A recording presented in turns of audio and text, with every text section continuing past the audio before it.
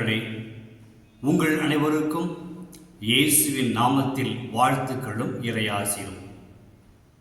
இன்று ஆகஸ்ட் மாதம் 10ஆம் தேதி 2025 பொது காலத்தின் 19ஆம் ஞாயிறு.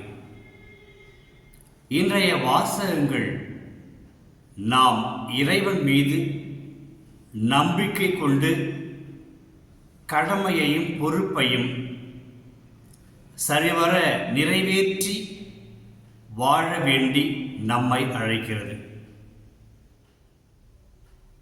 குறிப்பாக இன்றைய 2ஆம் வாசகம் எபிரேயருக்கு எழுதிய திருமுகம் 11ஆம் அதிகாரத்தில் ஆசிரியர் மிக தெளிவாக ஆபிரகாமை முன்வைத்து நமக்கு விளக்கம் அளிக்கிறார். கடவுளால் தேர்ந்து கொள்ளப்பட்ட ஆபிரகாம் தனக்கென்று வாழாமல் கடவுளுக்காக வாழ ஆரம்பிக்கின்றார். எப்படி? கடவுள் அவரை அழைத்த பொழுது தன்னுடைய சொந்த நாட்டிலிருந்து ஊரிலிருந்து நீ புறப்பட்டு வெளியில வா என்று சொன்னவுடன் நம்பிக்கையோடு அவர் வெளியேறினார். நம்பிக்கை என்றால் என்ன? நாம் எதிர்நோக்கி இருக்கின்ற நோக்கங்கள் நிறைவேறும் என்ற உறுதிதான் நம்பிக்கை.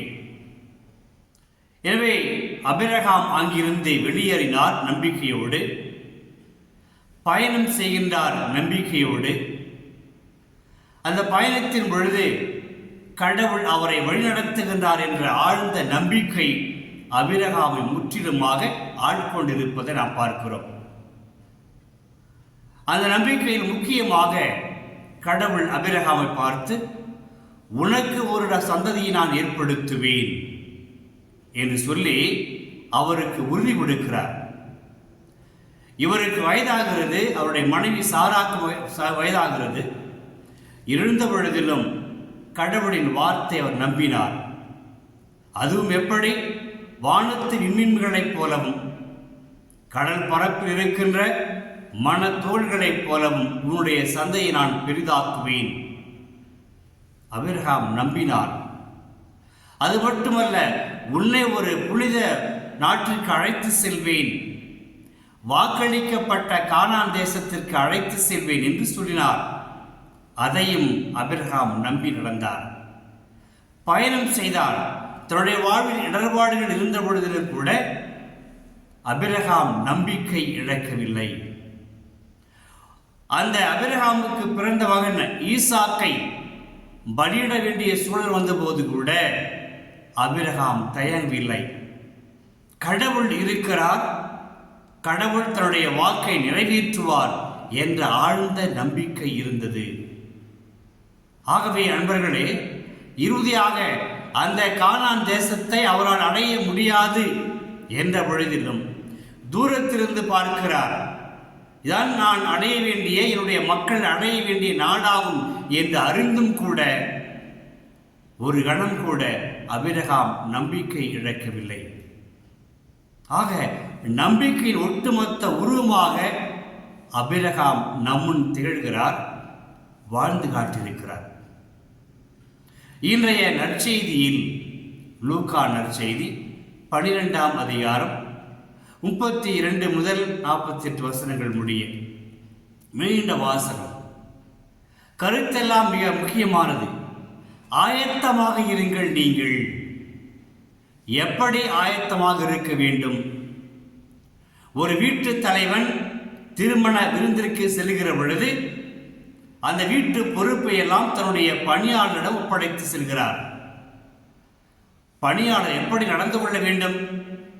அவர் திரும்பி வருகின்ற வரை அந்த வீட்டில் இருக்கின்ற கடமைகளை எல்லாம் பொறுப்பாக நிறைவேற்றி நற்பெயர் எடுக்கிற தலைவன் திரும்பி வருவான், எந்த நேரத்தில் வருவான் என்று எதிர்பார்த்து காத்திருக்கக்கூடிய ஒரு பொறுப்புள்ள கடமை மிக்க ஊழியனாக திகழ வேண்டும் என்று இயேசு வலியுறுத்தினார்.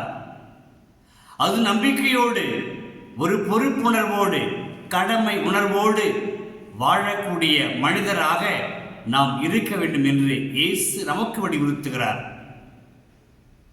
ஆகவே நம்முடைய வாழ்க்கையில் நாம் ஆயத்தமாக இருக்க வேண்டும், எப்போதும் தயாராக இருக்க வேண்டும். ஒன்று.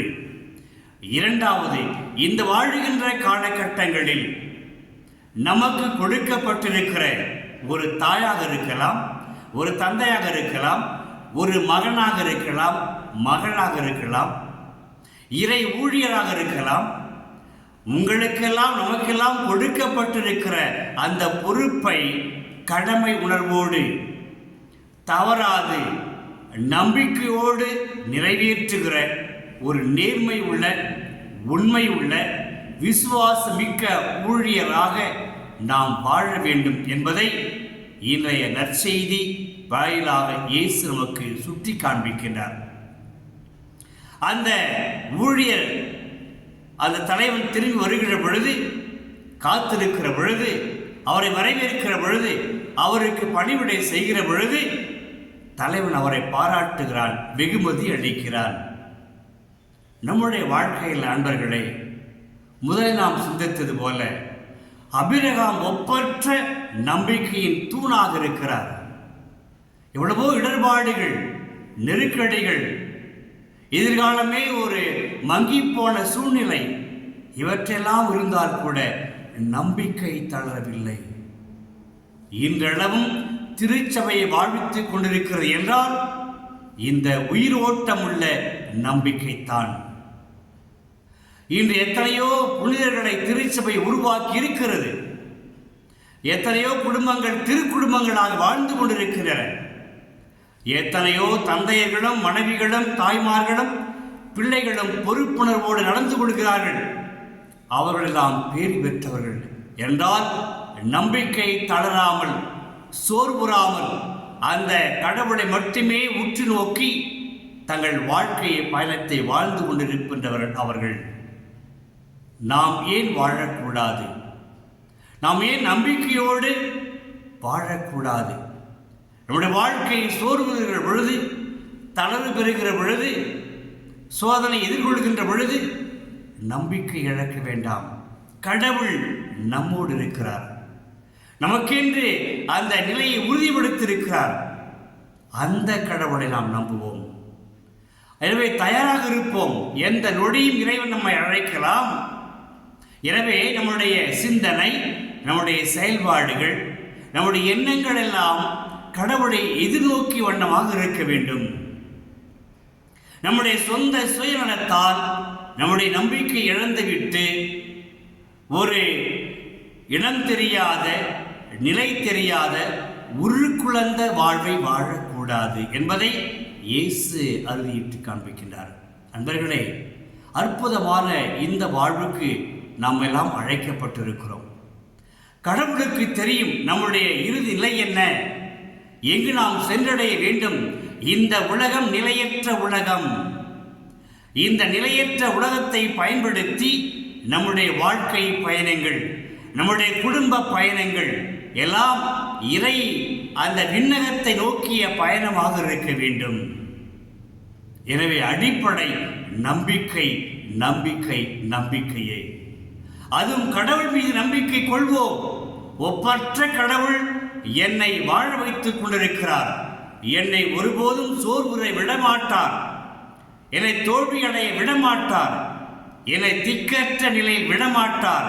எனக்கு வழிகாட்டுவார், எனக்கு துணை நிற்பார், என்னோடு பயணம் செய்கின்றார் என்ற ஆழ்ந்த நம்பிக்கையோடு ஒவ்வொரு நாளும் நாம் கடமை உணர்வோடு நம்முடைய கடமைகளை நிறைவேற்றி பொறுப்புள்ள மனிதர்களாக நாம் வாழ்வோம்.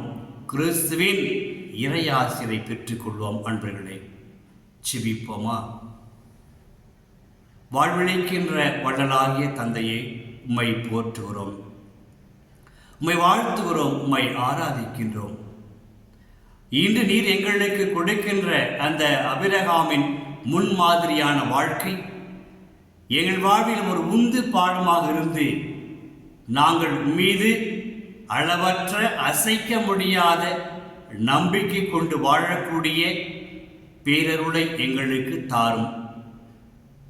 ஒவ்வொரு நாளும் நாங்கள் எங்களையே தயார்படுத்தி எங்கள் வாழ்க்கை பயணத்தில் உம்மை நோக்கிய வண்ணமாக பயணம் செய்யக்கூடிய அந்த பயணத்தில் எங்களுக்கு கொடுக்கப்பட்ட எங்கள் குடும்ப சூழ்நிலையில் பொறுப்பில், சமுதாய பொறுப்பில், திருச்சபையில் நாங்கள் பொறுப்புள்ள கடமை மிக்க உமது அன்பு பிள்ளைகளாக வாழக்கூடிய வரத்தால் எங்களை நிரப்பியரிடும்.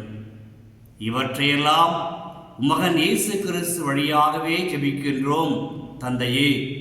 ஆமென், ஆமென், ஆமென். இறைவார்த்தை விதையாக